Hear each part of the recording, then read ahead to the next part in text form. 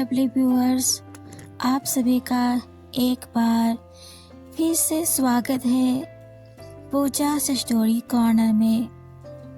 पिछले एपिसोड में आपने देखा कि कैसे अहाना बहुत मुश्किल से रुद के घर से निकल पाती है और रुद बालकनी में खड़ा होकर उसकी जाती हुई कार को देर तक देखता रहता है। उस एक झलक ने रुद को सोचने पर मजबूर कर दिया। उसे यकीन नहीं हो पा रहा था कि जिसे वह देख रहा है वह सिर्फ एक इत्तेफाक हो सकता है। उसके दिल की धड़कनें तेज थे और दिमाग में बस एक ही सवाल घूम रहा था, क्या वह अहाना थी या फिर उसका वहम। कहानी में आगे बढ़ने से पहले एक जरूरी सूचना, अगर आप मेरे वीडियो पर पहली बार आए तो मेरे इस YouTube चैनल पूजा स्टोरी कॉर्नर को सब्सक्राइब, लाइक, कमेंट, शेयर जरूर करें। तो बढ़ते हैं बिना देरी करते हुए अपनी novels when I first meet की ओर। तो नॉवेल्स में आगे सुनते हैं।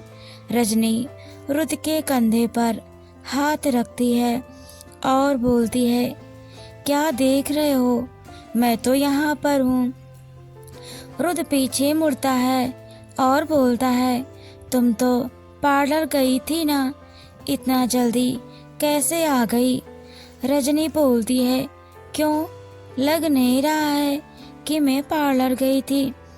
रुद उससे पूछता है, तुम तो पहले भी सुंदर थी, अभी भी सुंदर लग रही हो, कोई अंतर तो नहीं लग रहा है मुझे।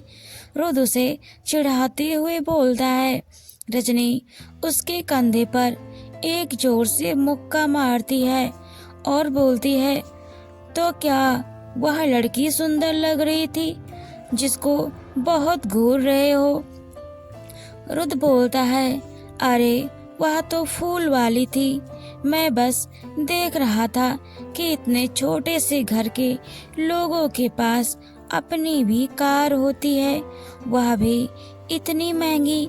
रजनी बोलती है, क्या पता यह उनकी कार ना हो, किसी से उधार ली हो, तो किसी से रेंट पर ली जा तो सकती है। तो रुद रजनी के माथे पर एक उंगली से टैप करता है और उसे गले से लगा लेता है और बोलता है, जाओ जल्दी से रेडी हो जाओ, अभी तुम्हें रेडी होने में बहुत समय लगेगा। आखिर आज तुमको सबसे सुंदर जो लगना है। इतना कहकर वह रजनी को नीचे भेज देता है। रुद फिर से अहाना की कार की ओर देखने लग जाता है, पर तब तक अहाना की कार वहां से ओझल हो चुकी होती है। उधर अहाना माखन लाल से बोलती है, अंकल क्या आपने वही देखा जो मैंने देखा। माखन लाल बोलता है, हाँ वह रुद साहब ही हैं, तुम्हारा शक पक्का है। अहाना चलती हुई कार को अचानक ब्रेक मार देती है और बोलती है, अंकल अब क्या होगा। माखन लाल बोलता है, आज अगर रुद की सगाई है तो आज ही तुम दोनों की सगाई भी होगी। अहाना बोलती है, क्या उन्हें याद है सब कुछ।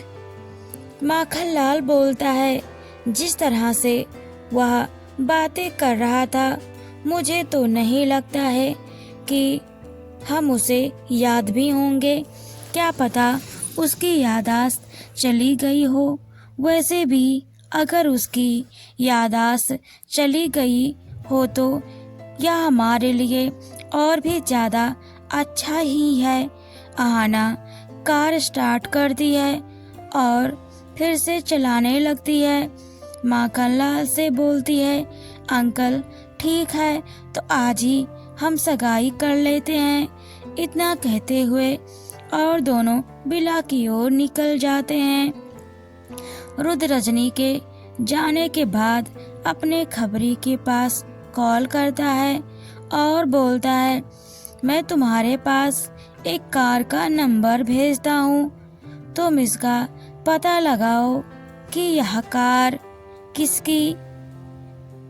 खबरी कुछ देर बाद रुद्र के मोबाइल पर कॉल करता है और खबरी खुद सरप्राइज हो गया होता है कि ये कार रुद्र सर की ही है और रुद्र सर अपनी ही कार का नंबर देकर पता लगा रहे हैं कि कार किसकी है।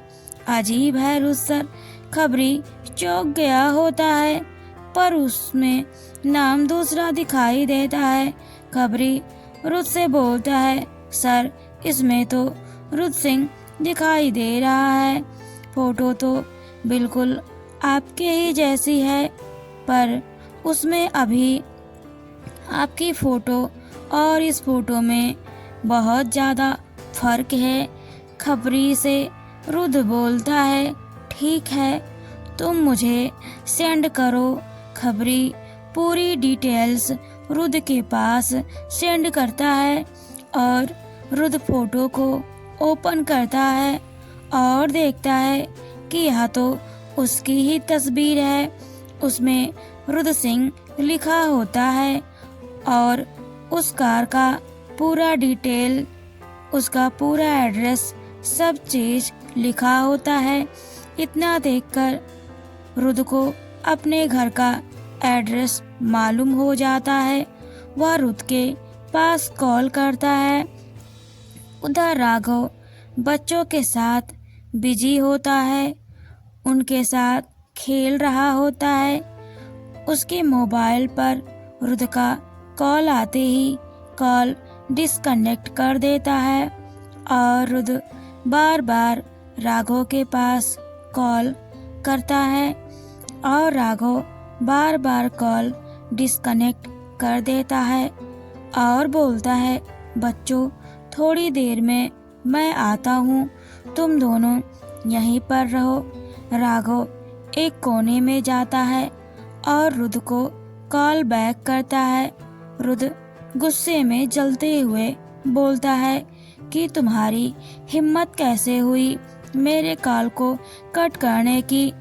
तो राघव बोलता है, सॉरी सर, मैं बच्चों के साथ खेल रहा था और इतने दिनों बाद बच्चों के साथ खेल रहा था और बच्चों का दिल नहीं दुखाना चाहता था।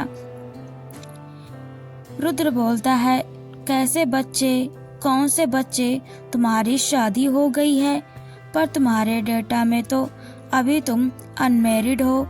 तुमने मुझसे बात छुपाई कि तुम शादीशुदा हो। राघव बोलता है, नहीं नहीं सर, यह बच्चे पड़ोस के हैं और मैं उनके साथ खेल रहा हूँ।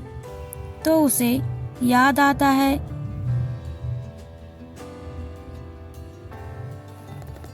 कि अहाना माखनलाल ने उसे यही बात कही थी कि उसके बच्चे घर पर हैं। तो उसे ऐसा महसूस हो रहा होता है कि कहीं माखनलाल, राघव और वह लड़की एक दूसरे से कनेक्ट तो नहीं है। रुद्र बोलता है, मैं तुमसे कुछ बात पूछना चाहता हूँ, क्या तुम इस एड्रेस को जानते हो? रुद्र एड्रेस बोलता है। राघव एड्रेस सुनकर हक्का बक्का हो जाता है और बोलता है, नहीं सर, मैं तो यह एड्रेस नहीं जानता हूँ। तभी पीछे से आद्या और आरव दोनों राघव को पुकारते हैं, पापा जल्दी से मेरे पास आओ, हमारे साथ खेलो। रुद्र बोलता है, पीछे दो बच्चों की आवाज़ सुनाई दे रही है और वो पापा तुमको ही बोल रहे हैं। राघव बोलता है, अरे नहीं, उसके पापा आ गए हैं तो उनको ही बुला रहे हैं। रुद्र को राघव पर शक होने लगता है। वह बिला जाने के बारे में सोचने लगता है और सोचता है, कैसे जाऊं?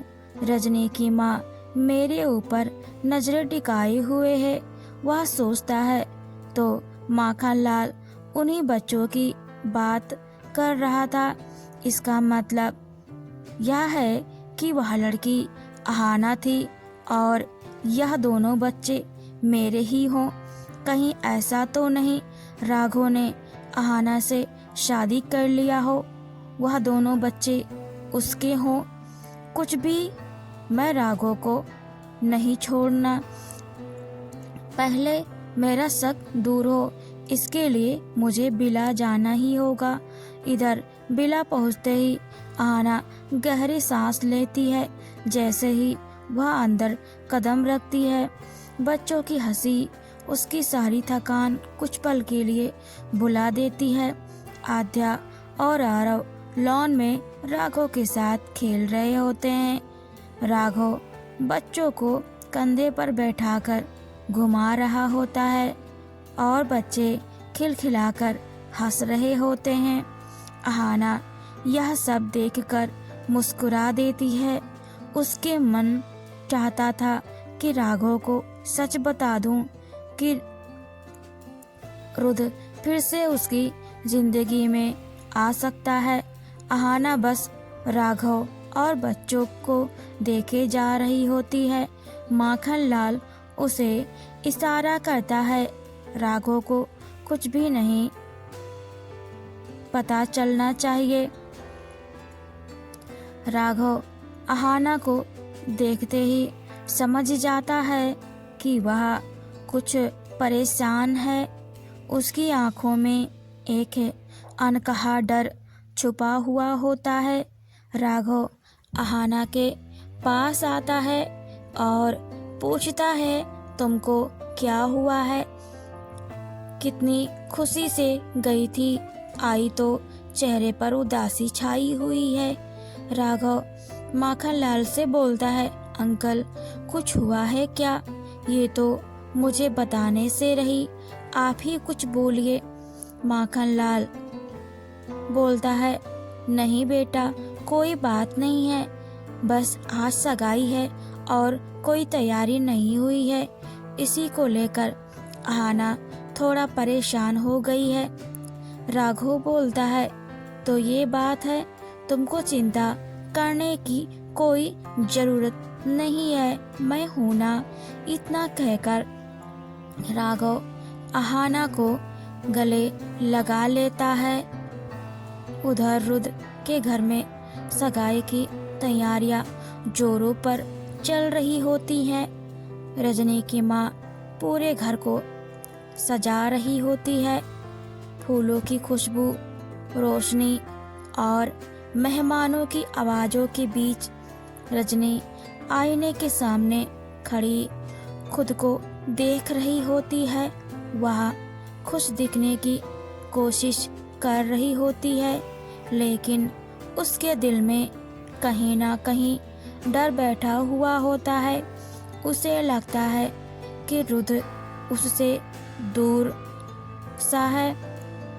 रुद्र बाहर से शांत नजर आता है, लेकिन अंदर ही अंदर वह टूट रहा होता है। उसका मन बार बार उसी चेहरे की ओर लौट जाता है जिसे उसने दुपट्टे में ढका हुआ देखा था। रुद्र कुछ ही देर में तुझे पता चल जाएगा कि वह लड़की कौन है। रुद्र शेखर को अपने पास बुलाता है और बोलता है, तुम ये मेरे कपड़े पहन लो और अपने कपड़े मुझे दे दो, मैं बस आधे घंटे में तुम्हारे पास चला आऊँगा, बहुत ज़रूरी काम है।